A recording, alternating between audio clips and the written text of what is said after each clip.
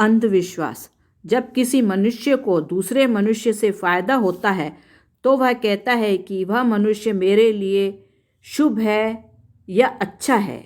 अगर नुकसान हो जाता है तो वह कहता है कि वह मेरे लिए बुरा है या अशुभ है। लेकिन समझने की बात यह है कि क्या कोई मनुष्य वास्तव में हमारे लिए शुभ अशुभ अच्छा बुरा होता है? क्या हम हमारे फायदे नुकसान का कारण हम ही होते हैं? इस प्रकार समाज में अनेक अंधविश्वास फैले हैं, जैसे कि जूते चप्पल उल्टे हो जाएं तो किसी से लड़ाई झगड़ा हो जाता है, बिल्ली रास्ता काट लिया तो दिन खराब हो गया, फलाना फलाना। ये कहानी आपको अज्ञानता के अंधेरे से उजाले की ओर ले जाएगी। एक बार गांव में जोरदार बारिश हो रही थी। बारिश रुकने का नाम नहीं था, जिससे लोगों में बीमारी फैल रही थी, फसलों का नुकसान। लोग बारिश को रोकने के लिए भगवान से प्रार्थना कर रहे थे तथा अनेक मंत्रोच्चारण भी कर रहे थे। तभी एक बच्ची घर से बाहर हंसते हंसते पानी में खेलने के लिए आती है। सहयोग से इस पानी बंद हो जाता है, जिससे गांव वाले बच्ची को सौभाग्यशाली घोषित कर दिया। उन्होंने कहा, ये बच्ची देवी का रूप है। इसके आते ही बारिश बंद हो गई और उन्होंने उस बच्ची का नाम मंगला रख दिया। अब गांव में जो भी कार्य किया जाता वह उस बच्ची के हाथों संपन्न किया जाता। ऐसे ही बहुत साल बीते। बच्ची जवान हो चुकी थी। उसी गांव में एक और घटना घटी। एक बार फिर से जोरदार बारिश हुई, रुकने का नाम नहीं था।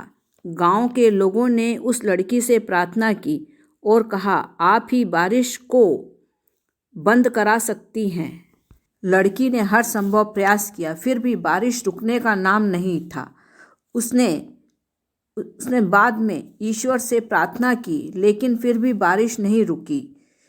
अब गांव वालों ने एक बैठक करके कुछ ज्ञानी और पंडितों को बुलाया और उनसे इसका कारण पूछा। ज्ञानी ने बताया, ये लड़की इस गांव के लिए अनहोनी है। यह अब जवान हो चुकी है, लेकिन अब यह लड़की इस गांव के लिए अभिशाप हो गई है।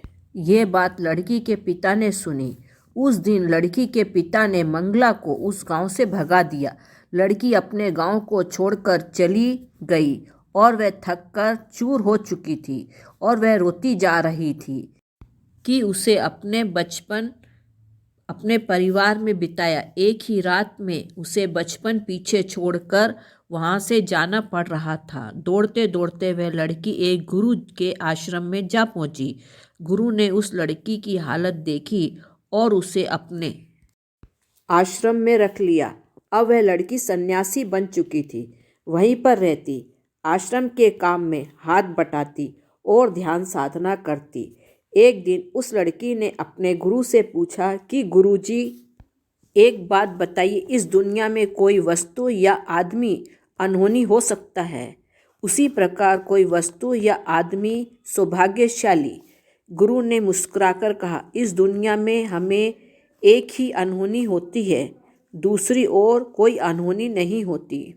उस लड़की से पूछा, इससे पहले तुम मुझे ये बताओ कि इस दुनिया में सबसे कीमती क्या है?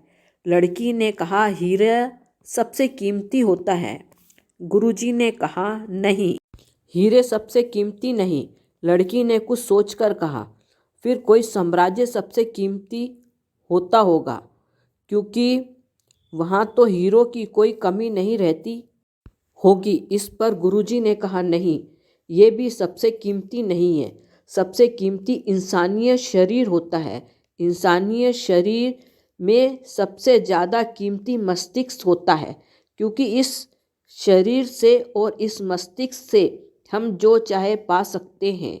इस मस्तिष्क से तुम हीरे भी कमा सकती हो, तुम साम्राज्य भी खड़ा कर सकती हो। ये सुनकर वह लड़की कहती है, दुनिया में अधिकतर लोगों के दिमाग में लालच, घृणा इत्यादि पनप रहे हैं, वही उनके मस्तिष्क में भरे रहते हैं, तो ऐसे शरीर का क्या लाभ? तब गुरु कहते हैं, यही तो अनहोनी है। हम चाहे तो अपने दिमाग से स्वर्ग पा सकते हैं तो हम नरक की तरफ जाते हैं और यही एकमात्र अनहोनी है। इसके अलावा दूसरी और कोई अनहोनी नहीं है। गुरु की शरण में रहने के बाद उस लड़की को आत्मज्ञान प्राप्त हो गया और उसके बाद वह वापस अपने गांव की तरफ लौट आती है। गांव में पहुंचकर वह देखती है कि गांव में बहुत भयानक बीमारी फैली हुई है। उस बीमारी से बूढ़े तो बूढ़े, बच्चे औरतें तक मर रहे हैं। वह लड़की उस बीमारी का इलाज जानती थी। उसने उस गांव के लोगों से कहा कि मैं तुम्हारा इलाज कर सकती हूँ, लेकिन गांव वालों ने कहा तुम तो अनहोनी हो, तुम्हारे आने की वजह से ये बीमारी फैली है, तुम यहाँ से चली जाओ तो हम सब ठीक हो जाएंगे। लेकिन उस लड़की ने कहा मैंने अपने पिताजी का इलाज कर दिया है, पिताजी ठीक हो गए हैं। ये देखकर गांव वालों की आंखें खुल गई। उन्हें लगा जिसे हम अनदेखा मानकर बैठे थे वही हमारा इलाज करके बचा सकती है, और उन्हें तब एहसास हुआ कि कोई वस्तु या आदमी अनहोनी का कारण नहीं होता। दोस्तों, गांव वालों की तरह हम भी किसी आदमी या वस्तु के प्रति अपनी धारणा बना लेते हैं। वह धारणा समाज में फैले अंधकार और अंधविश्वास की वजह से पनपती है। लेकिन आप अपने आप से सवाल करिए कि क्या कभी अपने की अनहोनी के कारण अपने आप को दोष दिया है, अपने आप को जिम्मेदार ठहराया है? क्योंकि आपके निर्णय की वजह से ही कोई काम गलत या सही होता है। सिर्फ खुद पर भरोसा करना चाहिए। हम अगर कुछ करने की सच्चे दिल से सोच लें तो पूरा होकर ही रहेगा। और सिर्फ यही सोचना चाहिए कि भगवान जो मेरे लिए करता है वो मेरे लिए एकदम सही है। आज विज्ञान ने भी सभी क्षेत्रों में उन्नति करने के साथ हमारी भ्रांतियाँ और अंधविश्वास कम होता चला गया है। दोस्तों, कहानी अच्छी लगे तो प्लीज़ लाइक और चैनल को सब्सक्राइब कीजिए। नमस्कार।